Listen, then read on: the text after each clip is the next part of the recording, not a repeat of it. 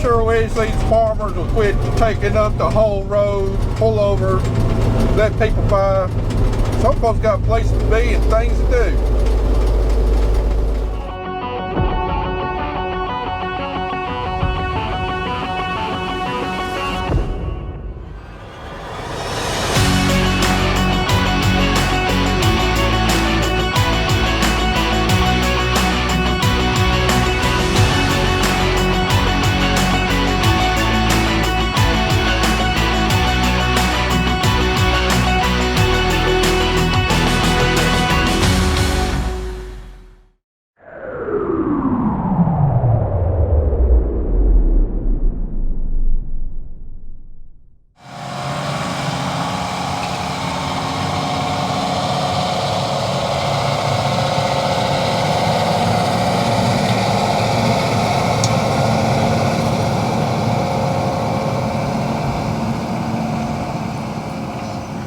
All right, we're out here trying to get our cotton crop cleaned up from insects before we leave tomorrow afternoon for the AgPHd field day in Baltic, South Dakota. And then after that, we're gonna catch a flight down to Florida, have about 5 days of vacation, be back here in about 8 days. But we need to make sure that all of our cotton is protected from insects and everything from that time period, because it's in prime fruiting time, and last thing we need is for any kind of plant bugs or other insects to come in here, start dropping squares, because we ain't gonna have many to give up this year with the state of the cotton crop, the drought, the lateness, and everything else. So what we're spraying today should buy us about 2 weeks before we have to come back in here and spray again for plant bugs. Anyway, our chemistries of choice right now is Transform, 1.5 ounces per acre. It's a neonic, gives a real good knockdown of plant bugs, and gives us about a 7 to 10 day residual period, so should protect the cotton for 2 weeks. Got a growth regulator here, putting out 3 ounces of 6X. We are hitting this cotton hard with growth regulator to shut it down, because there's not enough time for the cotton to keep on putting on nodes, and those squares on those nodes to develop into a harvestable boll. So what we got out here, we just wanted to shut the cotton down. We wanted it to put all of its energy towards reproduction, filling out the bolls that's on the plant, and not trying to set new squares. Our second insecticide is Diamond. That's a completely different mode of action than what the Transform is. And what that Diamond does is the immature plant bugs out there, it affects with their molting process when they go from immatures to adults, and breaks the reproduction cycle of the plant bugs. Otherwise, you just keep on having cycle after cycle. You have to keep on coming back and spray and spray and spray. And that Diamond is just another mode of action, lessens the pressure on the Transform, and should completely clean our cotton up. And then the only way we're going to get plant bugs again is when they migrate back into the field, which they will. They're coming out of the corn in big numbers right now. With this drought, the corn's drying down, and the cotton is a lot more attractive crop, so they're migrating from the cotton, and they're migrating from the corn into the cotton. And then the last thing we're adding in there is a full bore, 8 ounces an acre. I talked about this, I think, in our corn fungicide video, how once our crops get to reproduction mode, that full bore goes in with every load across the field. After that, it's an excellent source of boron. 8 ounces an acre has shown us a really nice bump in our tissue test. And then again, not only the foliar feeding part, but the because it's got some nitrogen there, it's about the best adjuvant you can put in with your sprayer. A little bit more expensive than a good quality adjuvant, but you're getting the you're getting the boron there with it. And what we found is we found a lot better activity with our insecticides when we add the full bore in there. You just get better coverage of the plant, it sticks to the plant better, you get better kill on the insects and everything. And a lot of times it's bought us about an extra week of having to go without spraying. It's just a really high quality product, and I think it costs somewhere $1.50 an acre or so. But you know, this Transforming, this Diamond, it's costing us about $18 an acre. So we can spend an extra $1.50 per acre and get even better activity out of those chemicals. it's well worth it. And then also, we got a 30% chance of rain today. I mean, we've had 30% chance of rain the last few days and haven't hardly had a cloud in the sky. But since we're spending right at $20 an acre this application, this will probably be the day that we get it. And having that high quality surfactant, helping that chemical penetrate and stick to the plant better. If we do get a rain shower, it's only going to help with that. Anyway, like I said, we're heading up to the AgPHd field day tomorrow. Tomorrow's Tuesday. And then I guess we got like activities with everybody that's participating. Got activities with them on Wednesday, and then the field days on Thursday. And then Friday, heading to Florida. And let me tell you, I'm excited. I need to get away from this farm. I think I've only left this farm once since March, and that was for a quick overnight trip to Middle Tennessee for the tractor pull. And let me tell you, I was burnt out before I even put the first seed in the ground, so you can only imagine just how burnt out I am now. This year has just kicked our butt, both physically, emotionally, and everything else. And I need a break in the worst kind of way. Really excited to participate in the AgPHd field day. Huge thanks to Brian and Darren Hefty for inviting us up there. I'm going to be talking in a presentation about making cover crops pay. Kelly's going to be moderating that session, and then Kelly's got another session she's going to be participating in about working with family, brothers, sisters, spouses, and all that kind of stuff. So that ought to be interesting. And then not only that, check the weather forecast for Baltic, South Dakota. Highs of around 80, lows of around 60. Man, I can't wait, because we have been sweltering here for the last month. Although, not surprisingly, I think here on Wednesday and Thursday, it's supposed to cool down here into the high 80s. So go figure, just as soon as we leave, the heat dome breaks. Anyway, give you another quick look at our cotton right here. We're in some replanted cotton, and looks absolutely beautiful. But just like I've been telling you in other videos, it's late. No, it's been blooming for about, I think, 6 to 7 days now. We got white bloom there, and then we got some older blooms down here on the canopy, but we got a lot of squares up here that have to bloom and set bowls before about August 15th. And that's going to be a tall order, especially with temperatures cooling down midweek. I mean, that's good for bowl filling, but it's not good for getting the crop along and getting this stuff bloomed. We're only going to be accumulating less than 20 DD60s a day, whereas for the last 2 weeks we've been accumulating usually between 25 and 27 DD60s. So that's just going to slow the crop down. It's going to mean more warm days we're going to need in September and October to mature this crop out. Y'all probably wondering why I'm on the water truck instead of Carter. Well, today is Carter's birthday. He turned 17 years old today, so told him to take off, go enjoy himself. I tell you what, that kid has been working hard this summer. He has really done a lot of growing up in the last year. You know, used to, just like any kid, you give them the crap job, like, oh, I don't want to do that, and then they just do a half-hearted attempt at it. You have to get on them, make them go back and do it again. But this year's Carter's been completely different. He's really grown up. He's really matured. He's done every job I've asked without complaining, and done a good job. And because he's done that, we've given him a lot more responsibilities this year, just like driving this water truck and mixing chemicals. I mean, you've got to be extremely precise about doing that, because these chemicals are expensive, and you mix them wrong, you're either going to be wasting money or it's not going to be getting the job done. And he's done an absolutely fantastic job. He started driving the sprayer some. I'm just really, really proud of him taking the initiative to up his game and do the job that I need him to do. And not only that, he's shown a lot more interest in agriculture. He's been asking a lot of questions, you know, like, why are we spraying this chemical, and why are we doing this, and why are we doing that? You know, all the things that is good for him to know. Don't know what his future on the farm is going to be, but the world is wide open to him. He can do whatever he wants, and he's gaining a lot of valuable experience this summer, and being extremely, extremely proud of him. Also, while we're out here, let's show you the job that our hooded sprayer done. We got a bunch of little tea-weeds down here. I mean, they are plumb crispy, but not only are those crispy in the row where the hoods run, but like, look up under the row right here. If we were to broadcast, you know, all this stuff right here would have been blocked by the plant. We wouldn't have been able to kill it because we run that hooded sprayer, and it's got nozzles pointing up under the row. I mean, look, all of those are fried too. Just absolutely picture perfect weed control. And that right there is exactly why we take the time to run that hooded sprayer.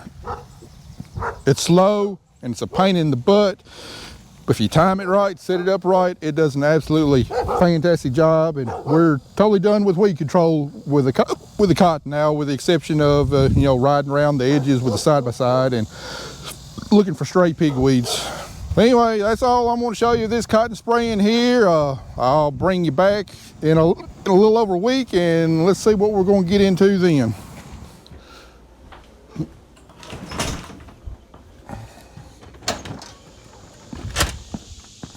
Well guys, just got back from vacation. It is time to get back to work. Our week in paradise is over. And then you can tell from my yard, we ain't got no rain while we were gone. Well, actually got like 1/10 of an inch, but as dry as it is, it did not go very far. Now, I'm just kidding about my yard. It's not that way because of the drought. It's that way because right before we left, I smoked it with MSMA, trying to get rid of some of the goose grass and crabgrass stuff. I hate, just let the Bermuda come back out. We scorched it with a real high dose of that, but we haven't had any rain to make the Bermuda grass put back out. So looks like I'm not going to have to mow for a while, which is fine with me. I don't much care for mowing this time of year. But anyway, we had an awesome time over the last 8 days. You know, we started out there in South Dakota at the Hefty's AgPHd field day, and first time ever been to that, and it was awesome. I really enjoyed it. They put on a heck of an event up there.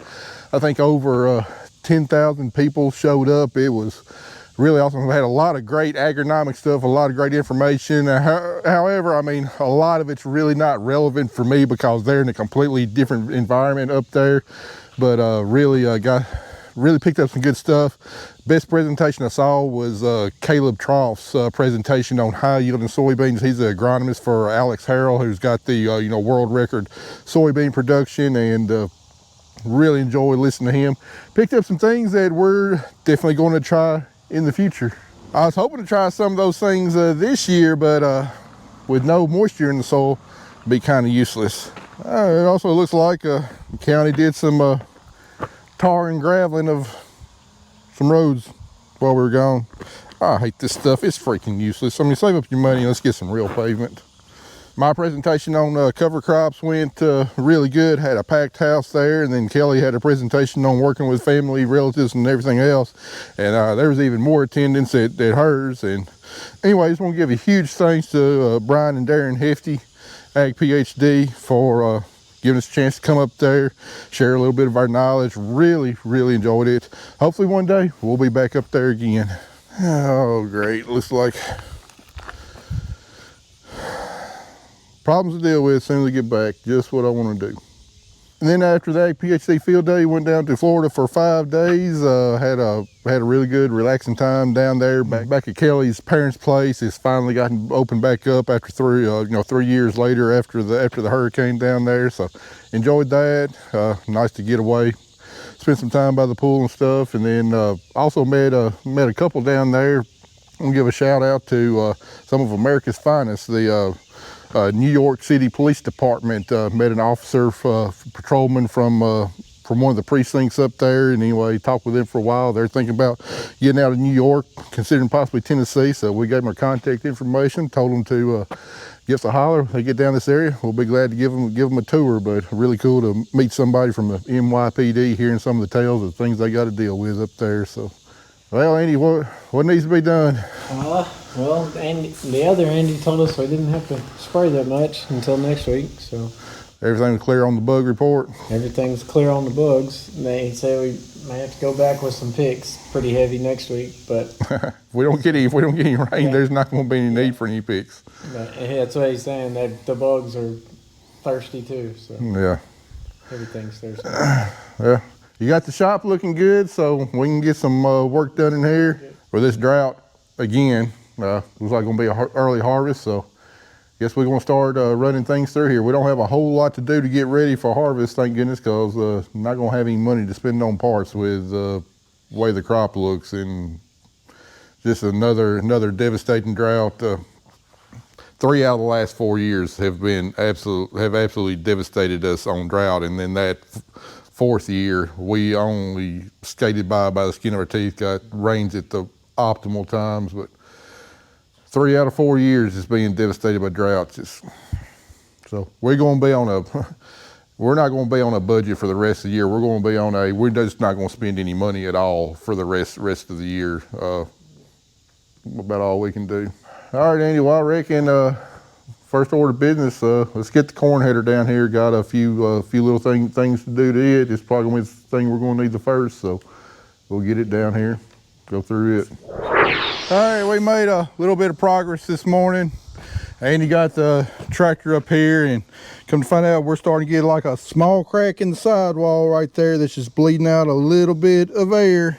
Unfortunately, to my knowledge, that's not something that can be fixed. We've tried putting boots in sidewalls, and I mean they don't even last the rest of the farm we're on. Just all that flexing on the sidewall, just not, as far as I know, there's no repair for that. So call best one. We got 2 new tires ordered because I mean that one's going to definitely want to be replaced. The other one's not leaking, but you see how far the treads wore down, and you know, we definitely want the same height tire on each side because of the gear ratio and everything with the front wheel drive. So got 2 brand new tires on the way, here over $1,600 that I was not planning on. I was hoping to get at least another year out of those tires, but looks like not gonna happen. We got our corn head in here, and Andy's got it greased, and really not a whole lot we're gonna have to do. He's making sure he's getting all of our tensioners and stuff free. Who's that? I don't know. Emerson? Somebody. I guess we got a fan driving by. But anyway, not going to have to do a whole lot of work on this head, but one thing we are going to do is replace all of our idler sprockets on our gathering chains. We got one loose here, and she's dry, pretty dry. I know we had to replace one down there last year, so we're going to have to go through and replace all 24 of these idler sprockets here. So got parts coming. Right now, we're just gonna get all these gathering chains off, get the sprockets off, and when we get the new ones in, all we gotta do is bolt them back up. Should be pretty quick and easy. Not sure when this video is going to come out, but our plans for late this summer have changed with the drought that we've got. I mean, we're going on, what, 37 days now with about a ½ inch of rain. Our last good rain was on July 1st with 4/10 of an inch, and ever since then we've gotten a 1/10 here, 1/10 there. Total we've gotten about maybe a ½ inch total in 37 days. Luckily last week it really cooled down, temps in the 80s, so that slowed down the yield destruction that we were seeing. But our corn is pretty much done. Unless we're in some deep bottom ground, it's burned up, it's fired up. I don't even know if it's reached black layer. I did a little bit of driving around this morning. I'll give y'all a crop tour at some point here soon.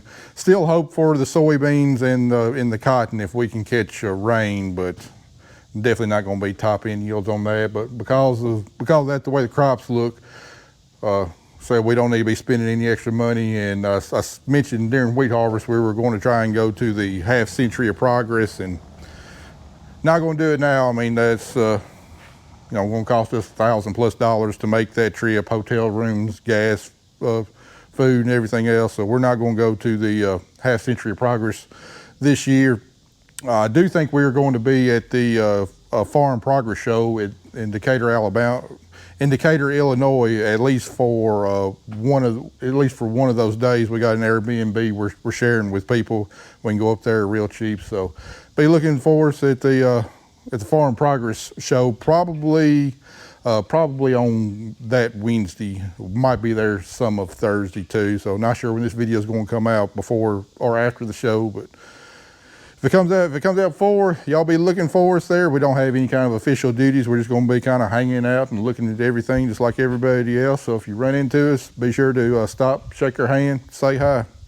All right, we got them all the tensioners loosened up and got our first sprocket off. And I didn't realize, but you can see a snap ring in there. These bearings are replaceable, so not going to have to replace the whole sprocket. Just press the bearing out, put some new ones in, so that ought to save us some money. I don't know what these sprocket assemblies cost from GTS, but bound to be more than just the cost of a bearing. So get this one pressed out, call Napa, see if they got 24 of these bearings, and we'll be ready to put it back together. All right, there's all our sprockets. We got the bearings pressed out, got a fresh stack of bearings right there. Here's all the old bearings, and woo, I'm glad we changed them, because some like this right here, I mean, it's locked up. I mean, those bearings are done. If we tried to go to the cornfield with these bearings, we probably wouldn't have made a round, and we've been completely disassembling this. So glad we're going ahead and doing that now. These bearings right here, surprise, surprise, only about $6 a piece. Now, they're the economy ones. I'm sure they're made in China somewhere. Napa asked me, do I want the economy ones or do I want the premium ones? I'm like, well, what's the price in them? Well, the economy one's about $6 a bearing. The good quality ones are about $29 a bearing. I'm like, well, so I can replace 4 of these bearings for the same price that I can replace one. Like, give me the economy ones. We're on a bare bones budget right now, so don't know how long we'll get out of them, but if we can get a couple years out of them, it'll be well worth it. You hear that noise? The best one just showed up to get my front, best one just showed up to replace the shoes on the front of that tractor. We'll have some nice, good looking rubber on it here before long.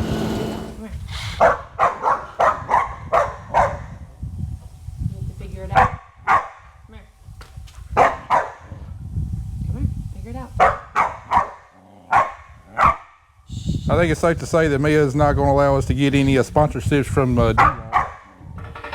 Come here, come here. Come on, you have to touch it. Come on, here, come on. Come here. Come on, Mia. We all know DeWalt's the best. Come on. Maybe she likes Milwaukee. I guess so. There you go. See? It's okay. Come on. Come here. Oh, oh. All right, we got everything buttoned back together, all the tension on everything adjusted properly, and I believe this corn head is ready to shell this shrinking corn crop that we've got every day. Good thing about these heads is that they're just plain Jane, simple heads, do a good job, not a lot of fancy stuff. So really not a whole lot to go wrong with them, and had to go through it and get it ready for harvest. So it's about quitting time day, so I reckon we'll pull this out and got some more stuff to get ready for harvest tomorrow. Not any real big projects to do, just going through, getting everything adjusted and fine-tuned. So see what we'll bring in the shop tomorrow, but now I got to go out, do some crop scouting. Let's go see just how bad the crops are. Well, before that, I see a couple piggies coming up in here. And no, this corn is not tolerant to Liberty herbicide, but at this point, I really don't think it matters. You can't kill what's already dead.